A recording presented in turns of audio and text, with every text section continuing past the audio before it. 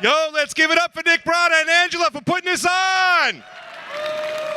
And let's go with the flow. Free Julian Assange. Say it again, free Julian Assange. All right, before we get started, I need everybody to take their phone out really quickly and mark yourself safe from a Chinese spy balloon. Can you do that real quick? Go ahead there. So, who knows about General Smedley Butler out here? Right? I can't believe nobody's even mentioned him today. War is a racket. He gave a speech almost 90 years ago, and General Smedley Butler was a senior Marine Corps officer who fought in both the Mexican Revolutionary War and World War I. At the time of his death, Butler was the most decorated Marine in U.S. history.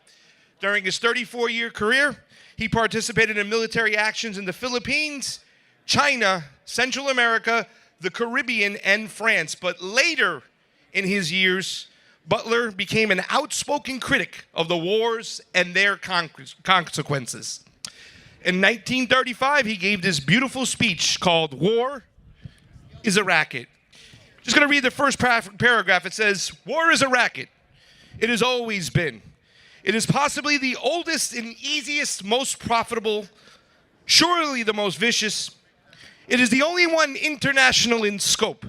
It is the only one which profits are reckoned in dollars and losses in lives. A racket can be best described as something that is not what it seems to the majority of people. It is only a small inside group that knows what it's about. It is conducted for the benefit of the very few and at the expense of the many. Out of war, few people make huge fortunes."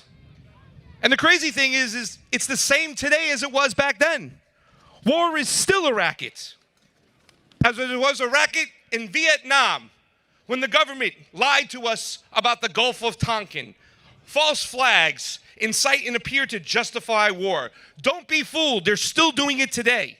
But companies like Dow Chemical made millions producing dangerous gases used to suffocate and kill the women and children of Vietnam, destroy their agriculture and their civilization.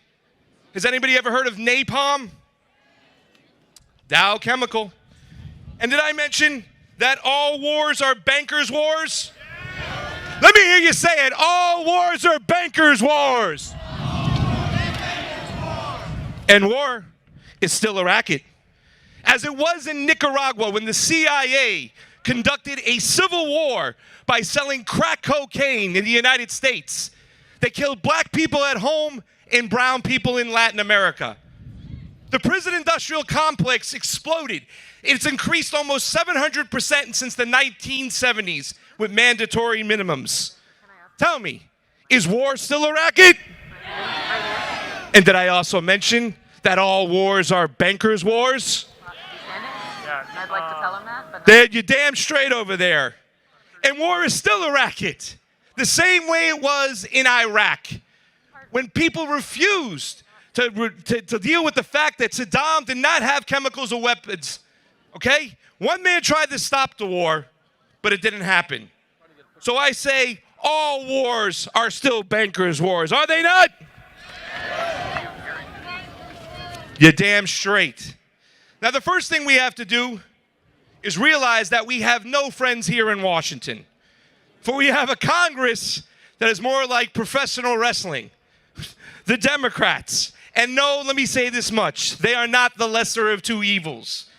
These parties, they appear to be oppositions, but they're really not. And what are the Democrats? They are the let's send weapons to Ukraine Democrats, the let's invade Haiti Democrats, the let's sanction the hell out of Syria Democrats, the, oh, I like this one, the we came, we saw, he died Democrats. They're also, the CIA and the FBI are now the good guy Democrats. Basically, they are the Trump derangement syndrome Democrats. In other words, they're just the synthetic left. And the Republicans, are they really any better? Really? I mean, let's not forget that this Ukraine war wouldn't have started if it wasn't for Lindsey Graham and Mitch McConnell going to Ukraine in 2016 and then talking to Nazis to go invade the Donbass. Mitch McConnell was just seeing Zelensky last year in a delegation with the Republicans. Let's not forget, they're also the Afghan war and the Iraq war Republicans. Let's sanction the hell out of the Nicaraguans, Venezuela, and Cuba because they're socialist Republicans. Let's take on China because of a balloon Republicans. They are, in essence, we still remember who you are, Republicans.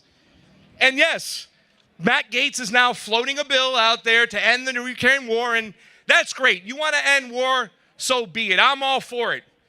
Frankly, I think you're a little bit too late because almost 250,000 people are dead. But let me just say this to the Republicans out there right now. Don't think for 1 second, we're going to let you defund a war in Kiev against Moscow and then take that money over to Taiwan and start another proxy war with Beijing. It's not going to happen. Did I mention that all wars are bankers' wars? Let me hear you say it. So here's my speech. It's all messed up as the wind is blowing, but let me just finish up with this. Yeah, let's just ditch it. So this is the hard part, right? We understand what we're up against. We understand that we have no friends here in Washington. So what do? What do we do?